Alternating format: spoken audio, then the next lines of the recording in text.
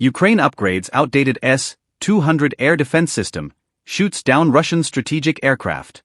To take down a Tu-22 and Tu-A-50s, Ukraine likely used 1960 Soviet-era S-200 NATO SA-5 air defense missile systems designed to shoot down high-altitude strategic bombers and spy planes. They may have been upgraded, or Kiev may have adopted new tactics, or both. In the last 4 months, Ukraine has made significant progress in countering the Kremlin's strategic aviation. Unlike previous incidents in which Russian bombers were only damaged or destroyed while on their base airfields, the Ukrainian air defense forces have showcased a new level of expertise by successfully shooting down enemy strategic aircraft directly in the air. In January 2024, the Air Defense Forces of Ukraine destroyed a Russian A-50U long-range radar detection aircraft and seriously damaged an Il-22M. The Il-22M is believed to have served as a repeater by the Russians. Unfortunately, the enemy managed to land the plane, which had suffered significant damage to the tail section of the fuselage. On the evening of February 23, another Russian A-50 aircraft was shot down during a combat mission over the Sea of Azov on the morning of April 19, 2024. The Russian Tu-22M3 supersonic strategic bomber, carrying Kh-22 and Kh-32 missiles, became the prey of the Ukrainian Air Force and the HUR. Ukraine claims that in all these instances, the dated Soviet S-200 anti-aircraft unit was used. The S-200 NATO SA-5 Gammon is a long-range anti-aircraft missile system developed in the USSR in the 1960s, which could hit air targets at up to 160 kilometers in its early versions. The history of the S-200 began in 1958 when the Soviet Union felt the need for new air defense systems capable of destroying targets at a much greater distance than the S-75 and S-125 complexes available at that time, the maximum range of which was only 45 kilometers.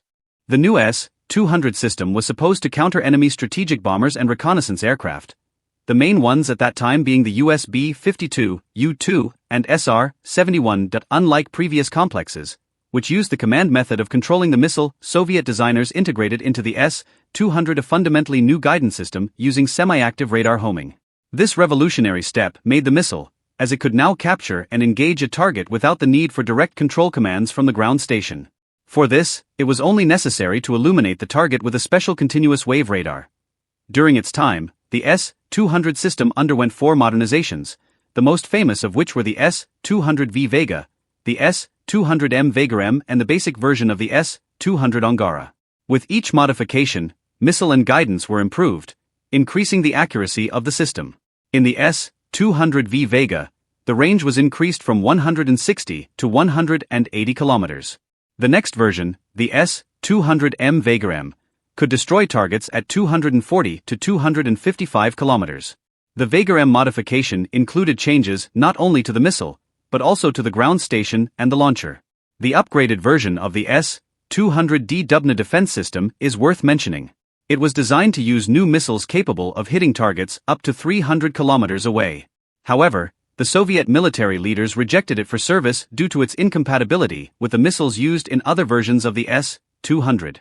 As a result, only 14 units of the Dubna were produced, and they were later disposed of. All missiles used in the S-200 are unified. This means that newer modifications of the system are backward compatible with missiles developed earlier. The system can launch 5 B-21, 5 B-21A, 5 B-21P, 5 B-28, and even 5 B-28N missiles with a nuclear warhead.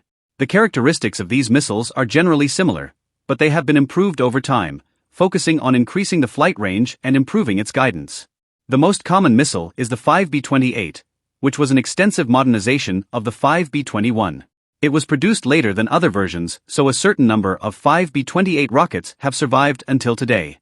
The 5 B-28 missile is designed to destroy targets flying at speeds of up to 3,500 km per hour at altitudes from 300 m to 40 km. The maximum damage range of this missile is 255 km. However, with the range increase, the probability of a hit drops significantly. The nominal kinematic range is about 300 km, and the warhead mass is 217 kg. The head of Ukraine's main intelligence directorate, HUR, Kirilo Budanov reported. The Tu-22M3 bomber was shot down from a distance of 308 kilometers. He shared details of the successful operation to eliminate the Tu-22M3.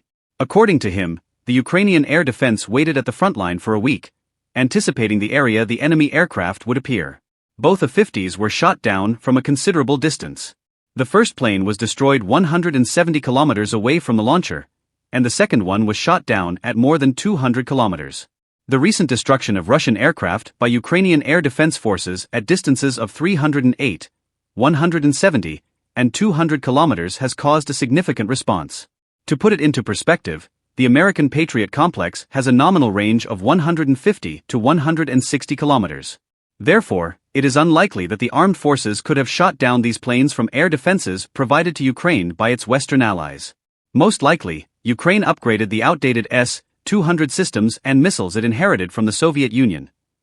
The S-200 anti-aircraft missile systems were decommissioned in Ukraine in 2013. The official reason was that they were becoming obsolete and had high maintenance costs. Those were the days when Viktor Yanukovych's regime ruled the country, and Pavlo Lebedev was the Minister of Defense. Lt. Gen. Ihor Romanenko, a former deputy chief of the General Staff, recalls that he and some other military personnel tried to keep the S-200 in service. However, the political leadership of the time decided to write them off anyway. It's possible that even then, in 2013, on the eve of Russia's occupation of Crimea and parts of the eastern regions of Ukraine, there was a deliberate weakening of Ukraine's defense capabilities. In May 2020, Pavlo Lebedev, the former Minister of Defense, was charged in absentia by the Petres court in the case of the shooting of people on Maidan in February 2014. But let's get back to the S-200. The decommissioned air defense systems unexpectedly got a new lease on life during Russia's full-scale war against Ukraine. It is important to note that none of the S-200 modifications developed in the USSR could boast a range of 308 kilometers. The longest range had the S-200D Dubna, reaching up to 300 kilometers. However, these systems have been destroyed and are no longer in service in Ukraine. In addition, although the theoretical range of the 5B-28 missile reaches 300 kilometers, its accuracy significantly drops after 250 km. The S-200 air defense system is not mobile like the S-300 and S-400 systems. The launchers of the S-200 are placed in stationary positions prepared in advance. However, in the case of the downing of the Tu-22M3 aircraft, it is possible that the launcher was placed on wheels. Had it not been made mobile, preparing stationary positions for launchers and S-200 ground stations would have inevitably attracted the attention of Russian intelligence. The technical specifications of the upgraded S-200 missile are currently not disclosed.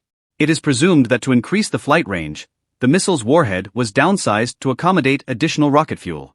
Another possibility is that Ukraine has modernized the guidance system, eliminating the need for target illumination or manual control from the ground. During the final stage of flight, the missile could capture the target in a fully autonomous automatic mode. It's also possible that other countries have contributed to the modernization process by providing modern electronic components for the missile. One final option is that a more portable continuous wave radar was taken to an area where the aircraft were expected to be operating and, via coordination with the launcher, the portable radar illuminated the target endgame from a closer range near the missile flight timeout for final self-corrections by the unmodified missile guiding on the reflected signal reflected by the target.